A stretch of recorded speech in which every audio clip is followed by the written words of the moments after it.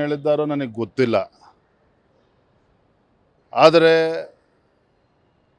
ರಾಜ್ಯದಲ್ಲಿ ಇವತ್ತು ಪರಿಸ್ಥಿತಿ ಏನಾಗ್ತಾ ಇದೆ,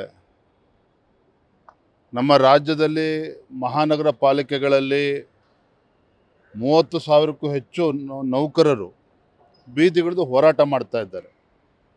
ಅವರ ಒಂದು ನ್ಯಾಯಸಮ್ಮತವಾಗಿರ್ತಕ್ಕಂಥ ಬೇಡಿಕೆಯನ್ನು ಈಡೇರಿಸ್ತಕ್ಕಂಥ ಕರ್ತವ್ಯ ರಾಜ್ಯ ಸರ್ಕಾರದ್ದು, ಮಾನ್ಯ ಮುಖ್ಯಮಂತ್ರಿಗಳದ್ದು. ಅಭಿವೃದ್ಧಿ ಇಲ್ಲದೇ ಜನ ಪರದಾಡ್ತಾ ಇದ್ದಾರೆ. ಮತ್ತೊಂದು ಕಡೆ ಕಾರ್ಮಿಕರ ಒಂದು ಬೇಡಿಕೆನ ಈಡೇರಿಸೋದಕ್ಕೆ ಸಾಧ್ಯ ಆಗದೇ ಜನಸಾಮಾನ್ಯರು ಇವತ್ತು ನಗರಗಳಲ್ಲಿ ಇವತ್ತು ಪರದಾಡ್ತಾ ಇದ್ದಾರೆ. ಹಾಗಾಗಿ ನಾನು ಮುಖ್ಯಮಂತ್ರಿಗಳಿಗೆ ಆಗ್ರಹ ಮಾಡ್ತೇನೆ, ಅವರ ಈ ಬೇಡಿಕೆಗಳನ್ನು ಪರಿಹರಿಸ್ತಕ್ಕಂಥ ನಿಟ್ಟಿನಲ್ಲಿ ಮುಖ್ಯಮಂತ್ರಿಗಳು ತತ್ಕ್ಷಣ ಗಮನಿಸಬೇಕು ಅಂತೇಳಿ ನಾನು ಈ ಸಂದರ್ಭದಲ್ಲಿ ಆಗ್ರಹ ಮಾಡ್ತಾ ಇದ್ದೇನೆ. ಒಬ್ಬ ಸಿದ್ದರಾಮಯ್ಯನವರು ಮೊನ್ನೆ ದಿನ ದೆಹಲಿಯಲ್ಲಿದ್ದರು, ಡಿ ಕೆ ಶಿವಕುಮಾರ್ ಅವರು ಕೂಡ ಇದ್ದರು.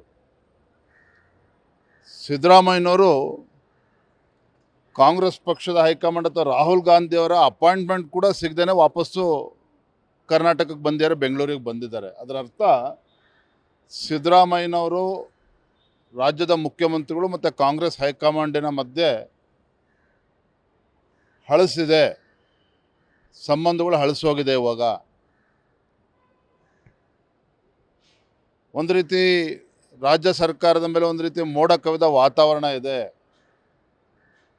ಯಾವತ್ತು ಗುಡುಗು ಸಿಡ್ಲಿಂದ ಮಳೆ ಪ್ರಾರಂಭ ಆಗ್ತದೋ ಕಾದು ನೋಡಬೇಕು. ಆದರೆ ಒಂದಂತೂ ಸತ್ಯ, ಕಾಂಗ್ರೆಸ್ ಪಕ್ಷದಲ್ಲಿ ಅಥವಾ ಸರ್ಕಾರದಲ್ಲಿ ಎಲ್ಲವೂ ಕೂಡ ಸರಿ ಇಲ್ಲ. ಮುಖ್ಯಮಂತ್ರಿಗಳು ಉಪಮುಖ್ಯಮಂತ್ರಿಗಳ ಹಗ್ಗ ಜಗ್ಗಾಟದಲ್ಲಿ ಮುಖ್ಯಮಂತ್ರಿಗಳ ಕುರ್ಚಿಗೆ ಇವತ್ತು ಏನು ಪೈಪೋಟಿ ನಡೀತಾ ಇದೆ.